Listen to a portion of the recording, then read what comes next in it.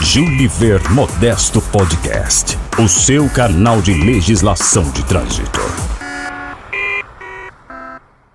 Olá, sou Juliver Modesto, seja muito bem-vindo ao nosso podcast, o seu canal de legislação de trânsito.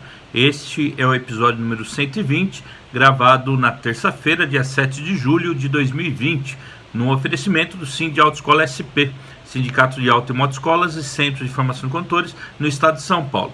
No episódio de hoje eu vou comentar a respeito de uma questão que eu estive conversando recentemente com o Coronel Olavo da Polícia Militar do Estado de São Paulo, que além de ser oficial da reserva, também é psicólogo, e estávamos conversando sobre a possibilidade de um estrangeiro que não conhece o idioma português se habilitar no Brasil, obter a sua CNH no Brasil. E eu achei interessante falar sobre esse tema também no nosso episódio para que outras pessoas tenham esse tipo de informação. Só um instante que a gente já começa. Juliver Modesto Podcast, o seu canal de legislação de trânsito. No episódio 74 do nosso podcast, eu falei sobre habilitação internacional e expliquei em quais situações um condutor estrangeiro que já é habilitado no seu país de origem pode conduzir no Brasil com a habilitação que ele já possui, ou então com uma habilitação internacional. Se você não ouviu esse episódio, recomendo que o ouça, o episódio número 74. E agora eu vou complementar com a seguinte situação. Aquela pessoa que não é habilitada, mas quer obter a habilitação diretamente no Brasil. A resolução do CONTRAN que trata da habilitação de estrangeiro é a resolução 360 de 2010, que já teve alteração, mas é ela que está em vigor.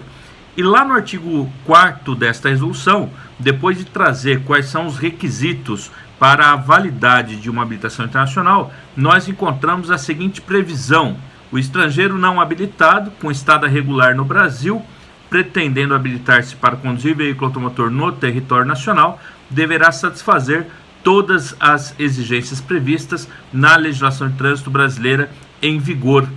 E aí nós temos que nos ater ao artigo 140 do Código de Trânsito Brasileiro, que é repetido no artigo 2º da resolução do CONTRAN número 789 de 2020, que é a atual resolução sobre formação de condutores.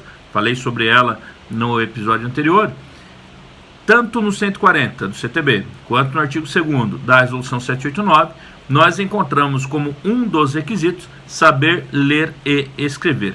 E é interessante porque, apesar de não estar escrito textualmente, subentende-se que é saber ler e escrever no idioma português, porque aquela pessoa terá que passar por um processo de formação que compreende a formação teórico-técnica e ele vai ter que ali receber determinadas informações, depois fazer uma prova escrita e aí obviamente vai se exigir o conhecimento do idioma nacional. Mas é uma curiosidade que não está escrito textualmente, que é saber ler e escrever no idioma português, tá certo?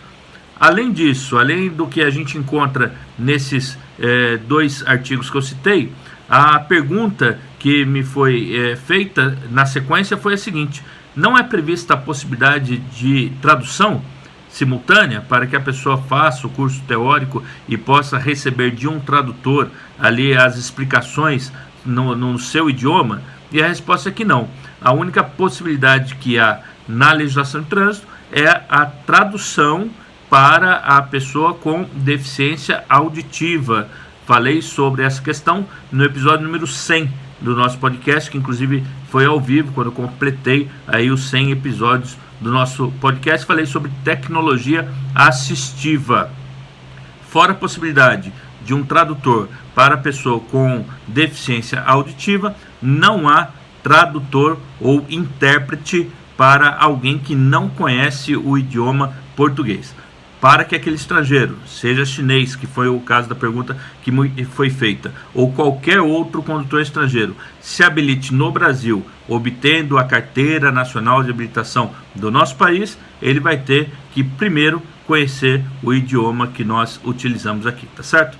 Esse é o episódio de hoje, espero que você tenha gostado. Um grande abraço e até a próxima.